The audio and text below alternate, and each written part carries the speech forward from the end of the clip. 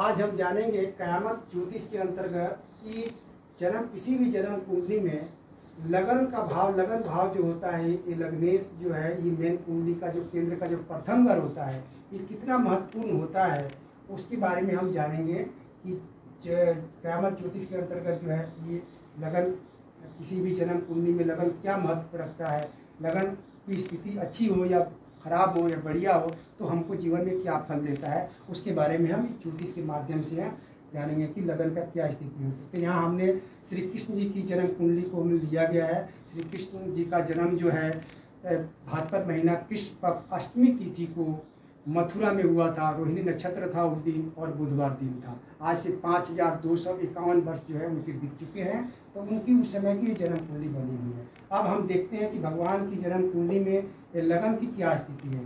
तो लगन देखने के लिए सबसे पहले हम ये जानेंगे कि शुभ ग्रह कौन सा होता है।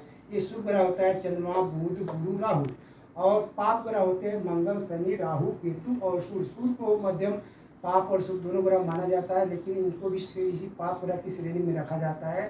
तो 5 ग्रह जो होते हैं पाप ग्रह होते हैं और 4 ग्रह जो होते हैं शुभ ग्रह होते हैं। अब देखते हैं कि भगवान की जन्म कुंडली में चंद्रमा जो है वृषभ राशि में बैठा हुआ है और चंद्रमा उच्च का है, और इनके साथ जो है केतु है और इस पर राहु की दृष्टि पड़ रही है। तो कहते हैं कि लगन पर हमारा किसी पाप ग्रह की दृष्टि नहीं होना चाहिए या उसके साथ युक्ति नहीं होना चाहिए। और लग्नेश इसका मालिक जो है यहाँ छठे घर में बैठा हुआ है, शुक्र अपनी राशि में बैठा हुआ है और इसमें शनि भी बैठा हुआ है, और शनि तुला राशि में उच्च का होता है और शुक्र अपनी राशि में। और इस लग्नेश को भी राहु जो अपनी 12वीं दृष्टि से देख रहा है। तो इस तरह से कहेंगे कि ये लगन की स्थिति जो है खराब है, लगन ठीक नहीं है, लग्नेश का स्वामी भी ठीक नहीं है, और लगन पर पाप ग्रह की दृष्टि होने से, केतु और राहु की दृष्टि होने से लगन जो है खराब हो गया। तो लगन खराब हो गया तो इस कुंडली का जो है 50% जो है शुभ फल मिलने वाले जो है खराब हो जाता है किसी जन्म कुंडली में। तो उस व्यक्ति का जीवन संघर्षपूर्ण हो जाता है, उसके जीवन में उतराव चढ़ाव रहता है, कभी अच्छा बनता है कहीं बुरा बनता है। तो इनको माता पिता से दूर रहना पड़ा, उनको कई से युद्ध करना पड़ा, संघर्ष करना पड़ा, दाम्पत्य जीवन से भी उनको कई कितनी शादियाँ हो गया। राधा का प्रेम था, वो प्रेम से भी विच्छेद होना पड़ा। 14 साल की उम्र में भगवान छोड़ के राधा को चले गए थे।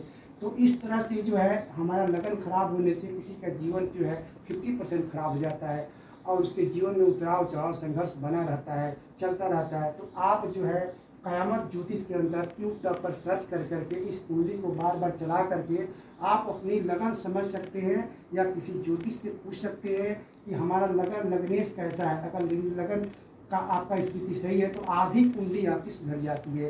यह कुंडली में कोई भी नक्षत्र ग्रह कैसा भी बैठा हो, किसी स्थिति में भी हो, अगर लगन सही है तो आपको जीवन में अच्छा फल मिलेगा, उतराव चढ़ाव से कम बचेगा। अगर लगन खराब है तो आपका जीवन संघर्षपूर्ण ही रहेगा, हमेशा उतराव चढ़ाव, कभी हानि होगा, कभी लाभ होगा, कभी अच्छा आपके जीवन ठीक नहीं रहेगा। तो ये हमने आपको बताया कि लगन की स्थिति क्या है, और आप जो यूट्यूब पर सर्च करके आप इसको बार बार चला के आप समझ सकते हैं और देख सकते हैं। लाइक मत कीजिए, सब्सक्राइब मत कीजिए, आप पढ़ करके उसको चला करके अपने जीवन को समझ सकते हैं कि अपने जीवन कुंडली में देख सकते हैं या किसी ज्योतिष या जानकार से पूछ सकते हैं कि हमारे जन्म कुंडली में लगन की स्थिति क्या है।